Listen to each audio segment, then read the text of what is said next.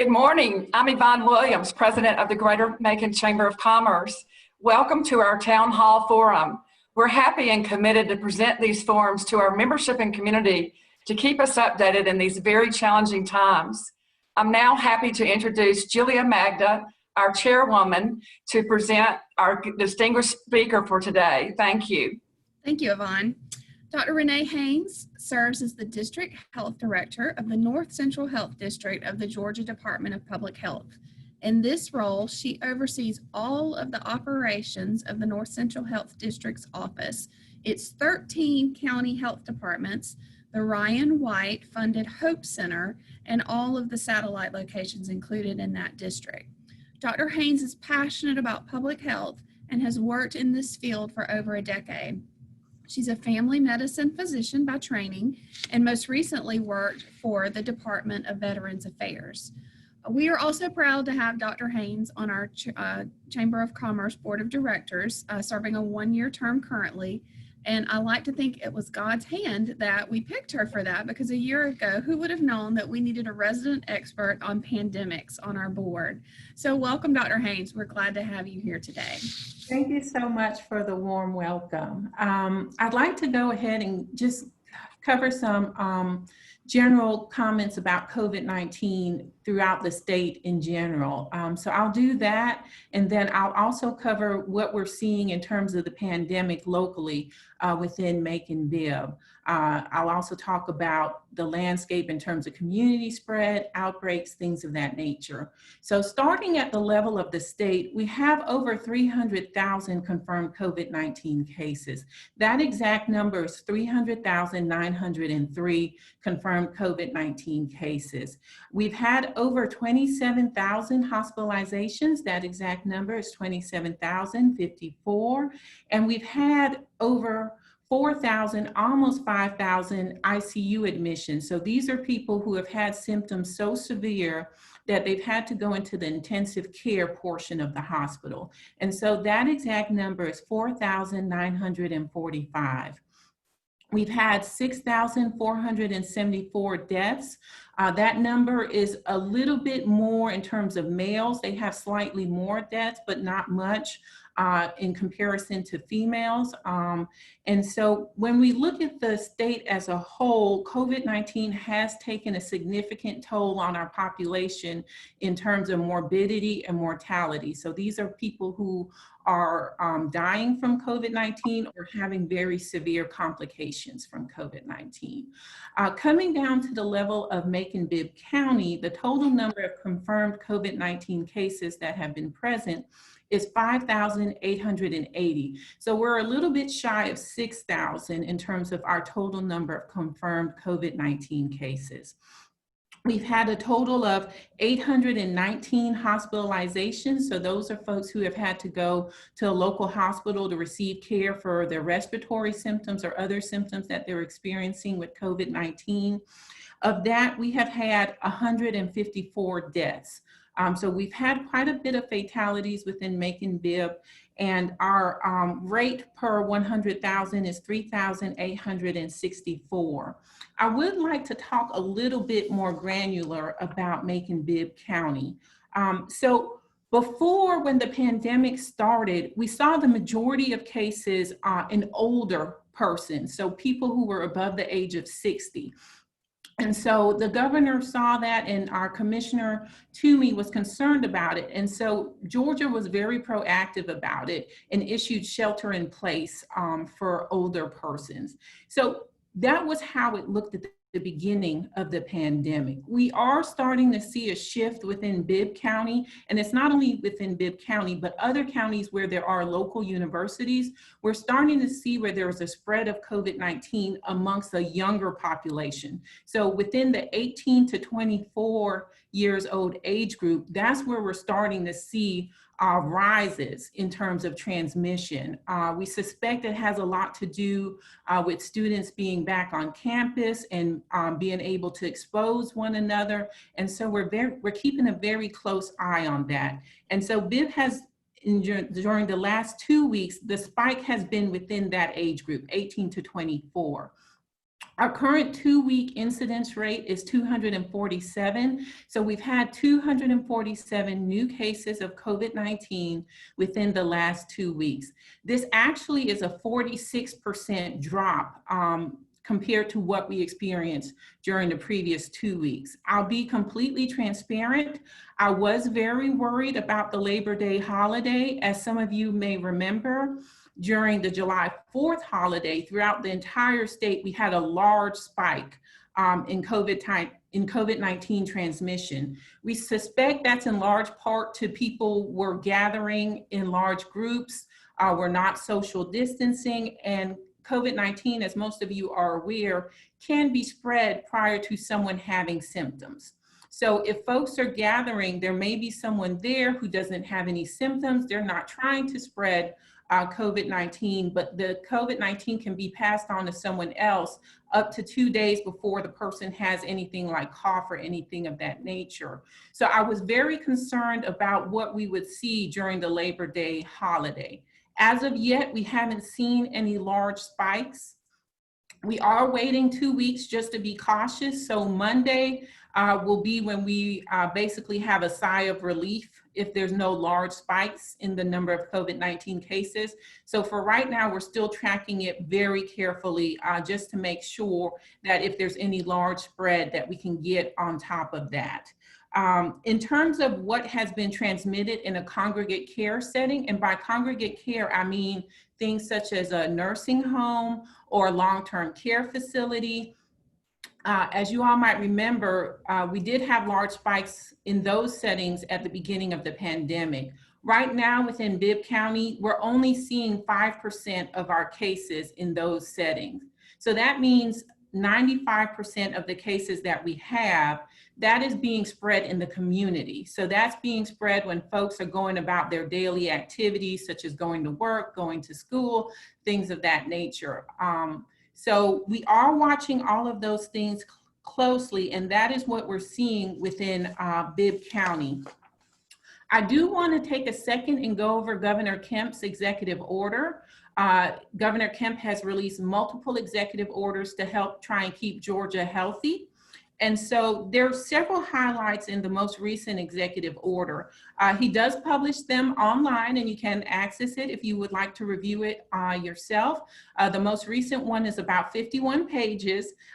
So it is kind of intense reading if someone's interested in it, but it has very good safety points for our community. And so the biggest point, probably the point that most folks are interested in, is the local face covering.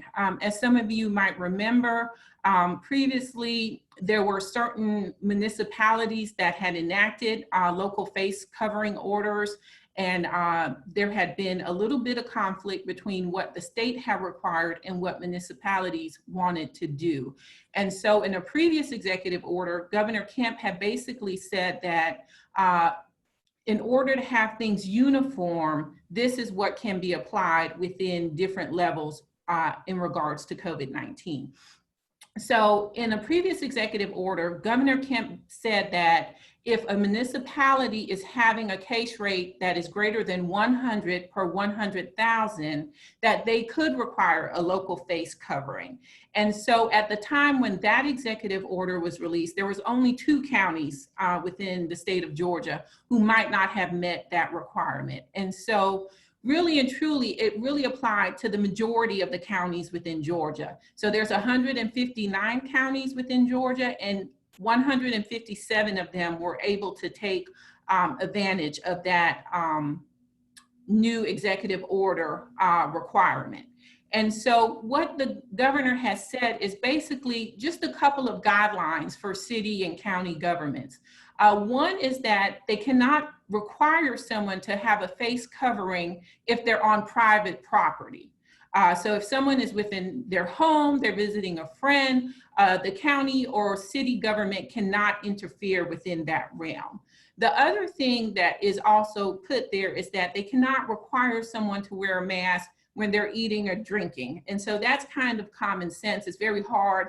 I'm not sure if any of us could manage that magic trick to have a mask on while we're eating or drinking. So that also is something that is placed within the new executive order and the previous one before. The other thing that is probably a little bit more on the legal side is that Governor Kemp does make it where a city or county government cannot issue a criminal offense against someone who is not wearing their mask. So they cannot end up with a criminal record because they did not wear their mask. And they also mask the fine at $50. So if someone is not wearing a mask and a city or county decides to impose a fine, that fine cannot be any greater than $50.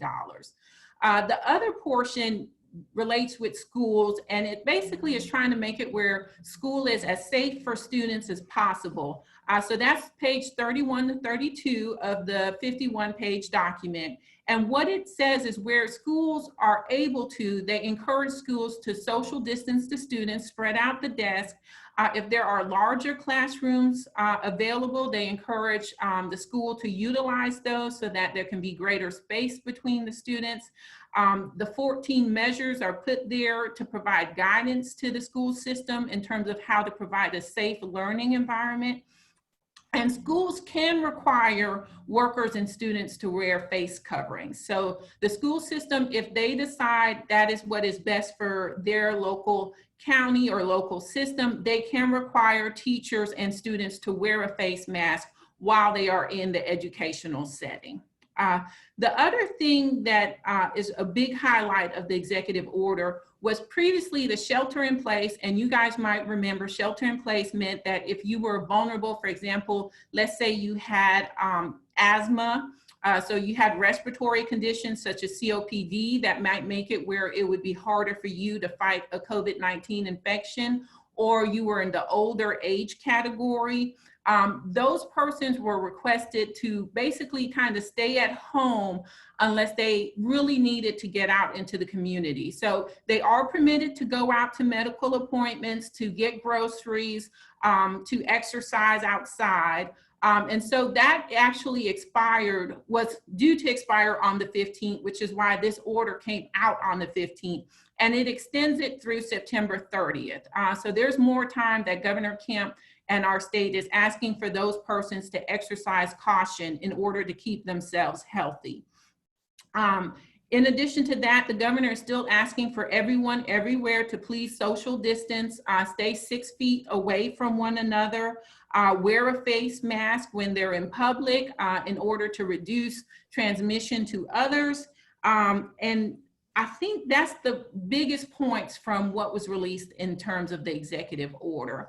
And so I just wanted to give a quick background to everyone about what was going on within our state of Georgia, what was going on within Macon-Bibb County, and also about the executive order, which was released just a couple of days ago in regards to the pandemic. I'm ready to answer some of the questions that some of the chamber members had, and I'm so excited that you all invited me to this opportunity.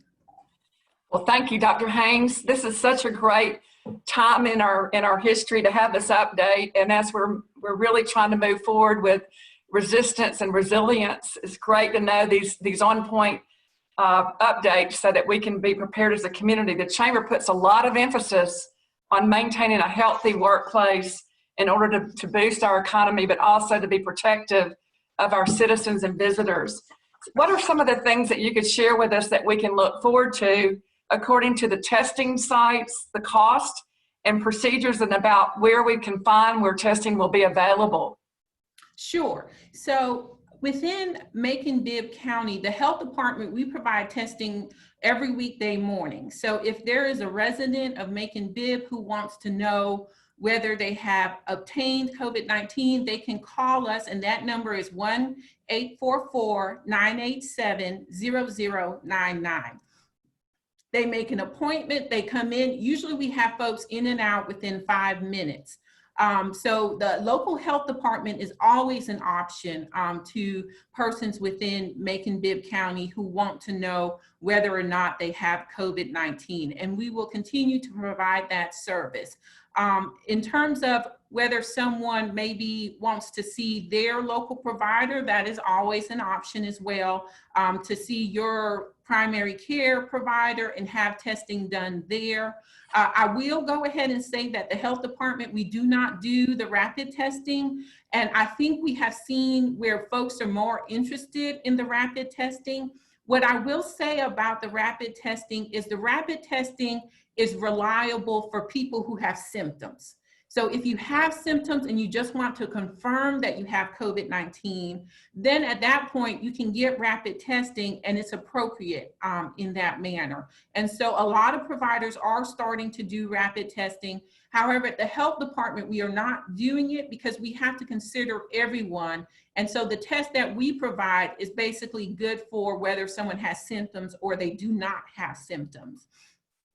Also, if you do not have a primary care provider and you want to know what other local options are available to you, if you're not interested in going to the health department, I do want to go ahead and highlight some other local places where people within Bibb County can get testing.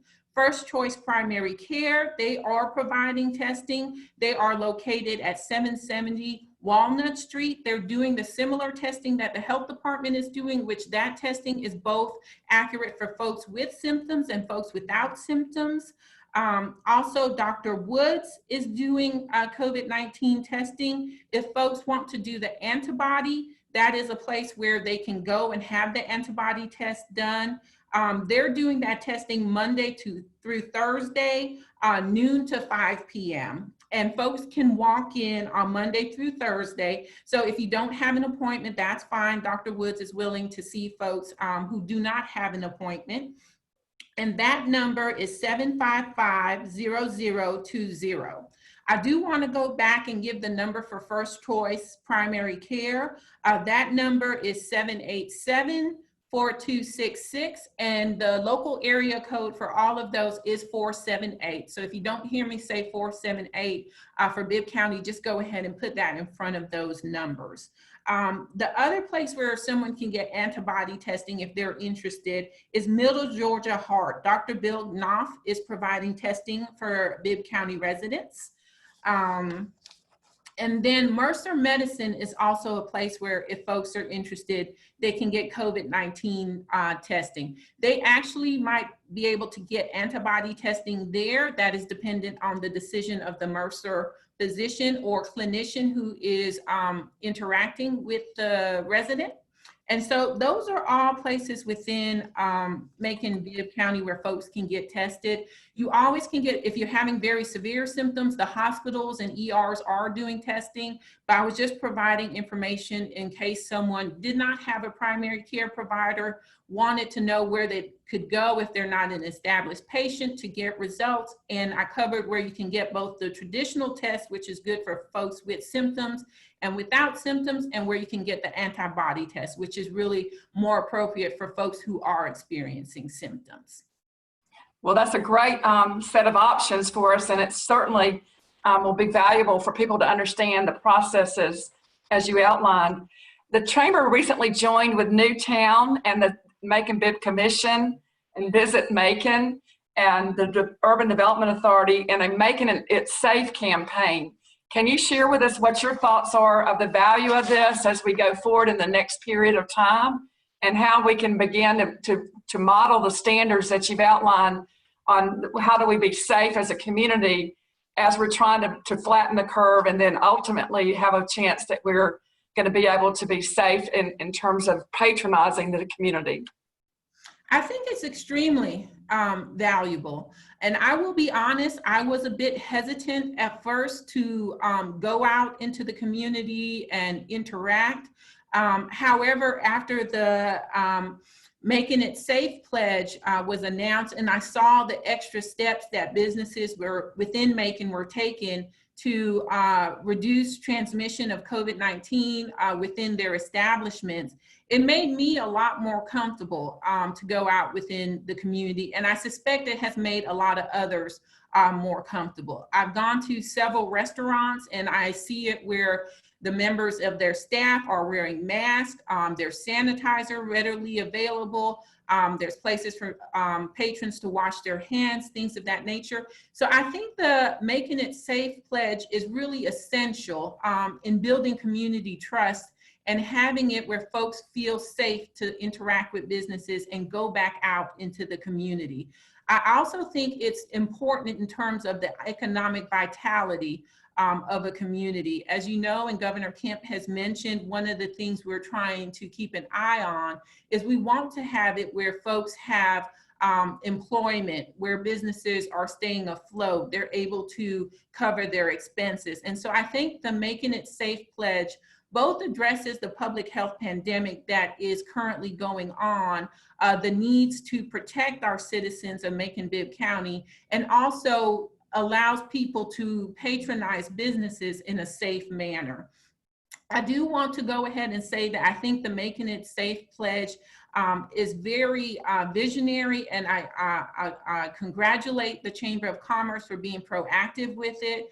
As a DPH employee, I do also want to remind those watching this webinar of the 4 things for fall that Governor Kemp has requested that persons do.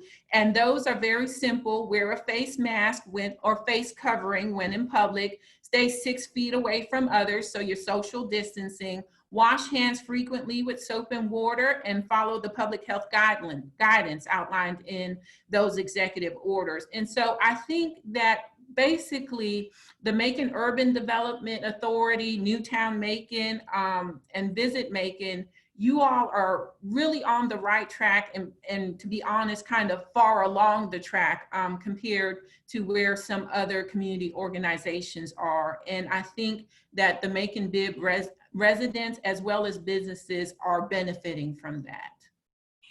We love that perspective because you're right on it. We want to make sure that we're going to be resilient and have commerce happening in our community, but we want to be branded as it's safe to do business in Macon, safe to be patronizing our many businesses that are following these guidelines. And so that's a win-win for the community.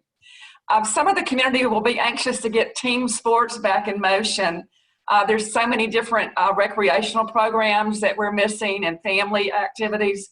What perspective do you have about when the gatherings would be more appropriate, or how we can look at the fall season or the winter season to have more of these activities? Okay, so this one, I'm in agreement with you because the majority of kids actually participate in a school sport. So that exact number is about 53.5% of children within the United States participate in a school sport. And school sports are very important. It's a way for the child to get physical activity in, remain healthy, learn a skill, basically interact with others. And so here in Georgia, we are trying to look for a way where we can balance allowing persons to participate in a sport and also trying to keep in mind that there is a pandemic and we need to keep these children safe. So the Georgia High School Association does release regulations about school sports that try to keep both of these factors present in the forefront and try to keep kids safe while permitting them to participate in the activities. So what you might see some changes that have been done within different sports is that they sometimes have separated the students into different groups for practice. And the reason they do that is because then if you have an exposure in one group, because you've separated, let's say, into 3 groups, if the exposure is just in one group, then you can just quarantine within that group, and the other groups can still actively practice and things of that nature. So public health does support the measures that have been taken to try and reduce the amount of transmission within sports. We would like to encourage folks to focus on lower risk activities. So for example, individual skill building. So if you have a football player, it's still very important for them, depending on their position, to either have a lot of strength, so weight training, and that can be done at home or away from others, or if they're a position where they need to be very fast, practicing sprints, things of that nature. And so we have seen it where athletic trainers and coaches are trying to have it where there's a larger section where the child can increase their skill that will be useful for them for whatever sport they're involved in. So we do encourage individual skill building. That tends to be safer in terms of reduced opportunities for transmission of COVID-19 than competitions. During competitions, as you all are aware, you have children that are basically interacting, sometimes from different schools. So individual skill building activities tend to present less risk of COVID-19 transmission than actual competition. So we also want to encourage families, coaches, and young athletes to recognize symptoms of COVID-19.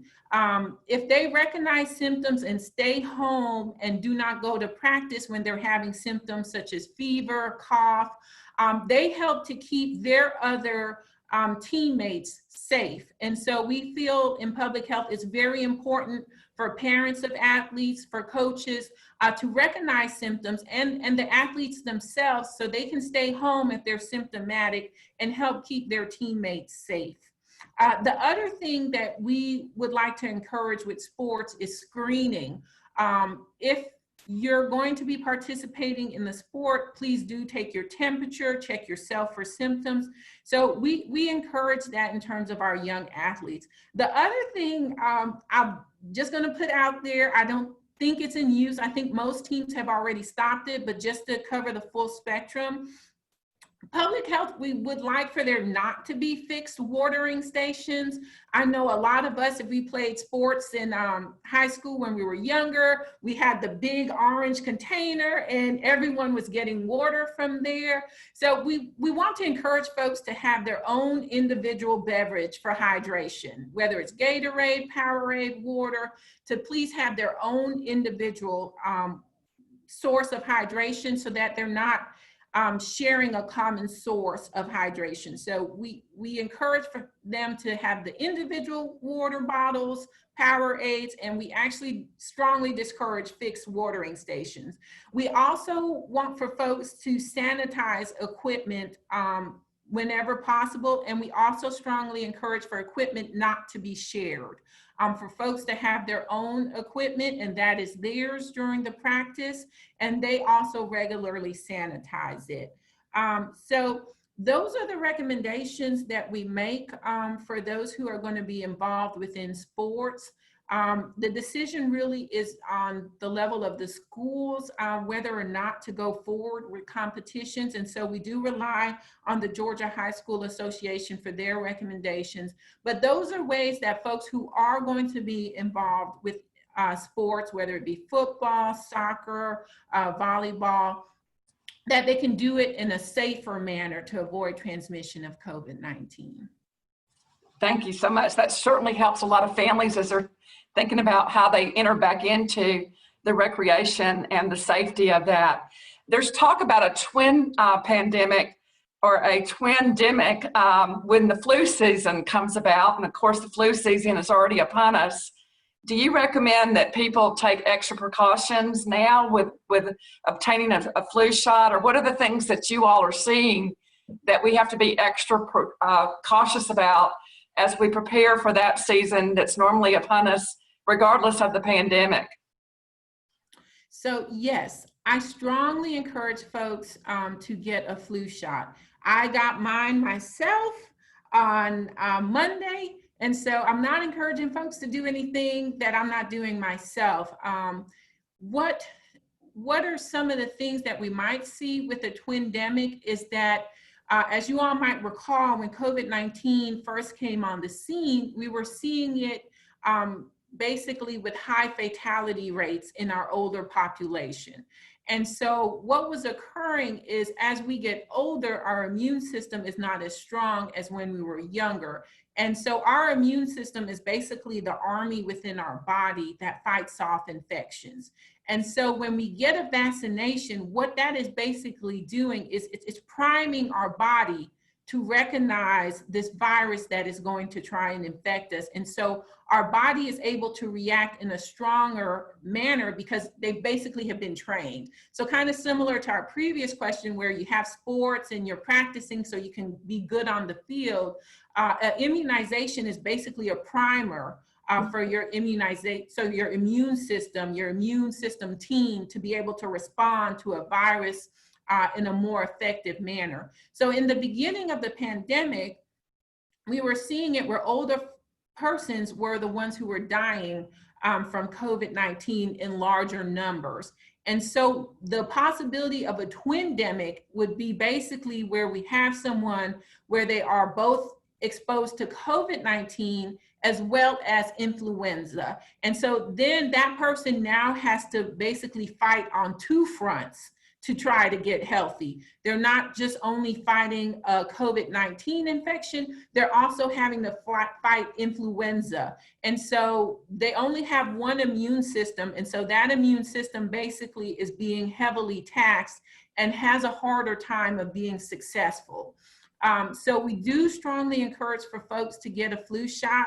I am going to do a plug for the health department. I'm going to encourage folks to please get a flu shot at the health department. That is a way where you can support public health. I know there's a lot of offerings of gift cards at supermarkets, et cetera, but if you want to support public health during a public health emergency, we do strongly encourage you to get a flu shot at the public health department. But if your grocery store is closer, things of that nature, we're just happy that persons are getting a flu shot, period. So the twindemic is basically the opportunity for there to be two viruses wreaking havoc within our community. And so we have to be very vigilant about preventing this.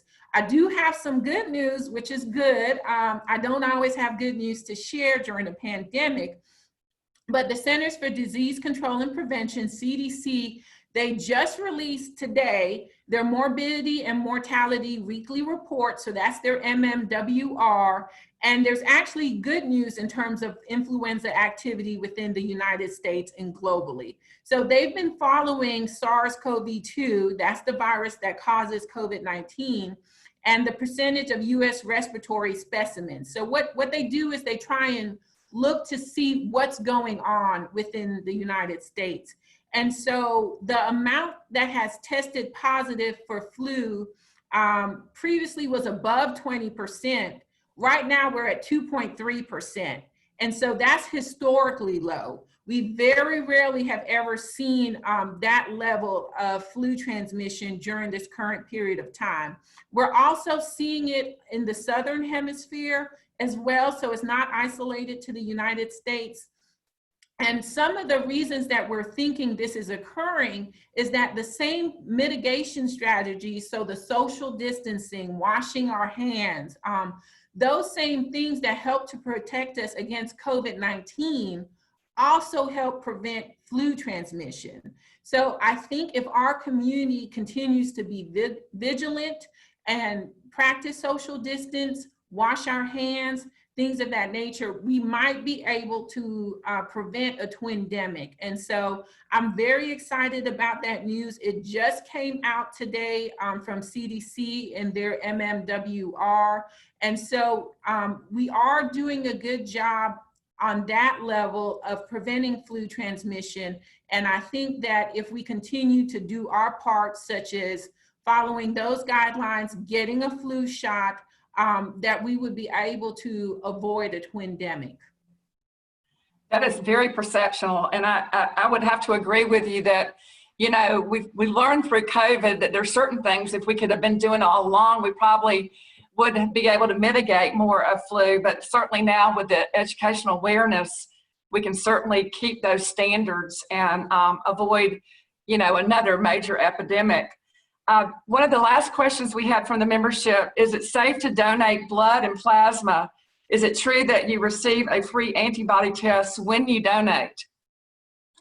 Okay, so what I will say is At the health department, we're not providing that service, but I'm going to go ahead and share some information for folks who may be considering getting that service. So it is safe to donate blood and plasma as long as the donation center or event is doing everything possible to prevent transmission of COVID-19.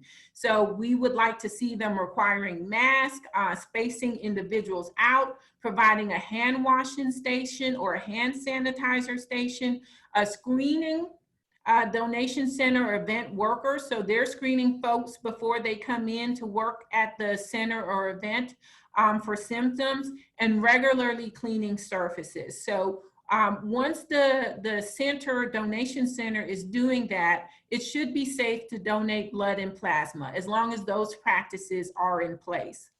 North Central Health Department and Macon-Bibb County Health Department were not involved in blood or plasma donation. While some donation centers events may test for COVID-19 antibodies and donate blood, we are not a part of that operation. Like I said, if someone is going to participate in that activity, just the same way you would do it if you were coming to the health department for a COVID-19 test. You want to see it where the person has on the appropriate personal protective equipment. They are practicing good hygiene. You have an opportunity to sanitize. And so it is generally safe, but just keep your eyes open to make sure those practices are in place if you do decide to donate blood or plasma. Well, thank you, Dr. Haynes. It's been a delight to be with you this morning, and we appreciate the hard time that you're devoting to supporting our community and the safety of our health care and health standards here. And we appreciate your insight and leadership and serving also on the Greater Macon Chamber Board.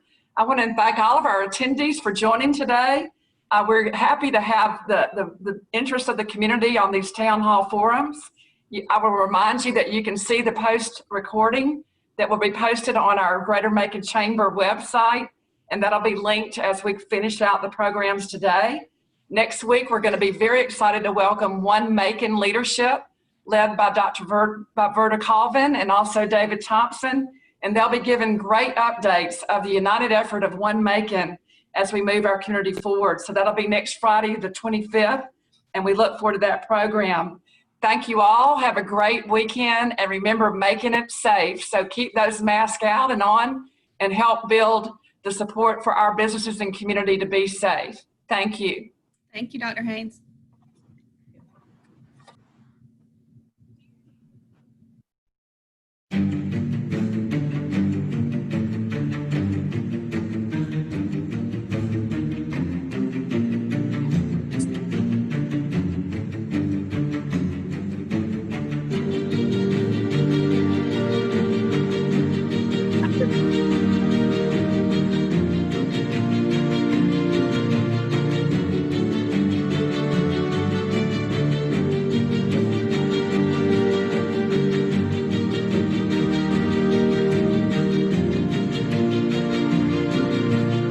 Have one for sports.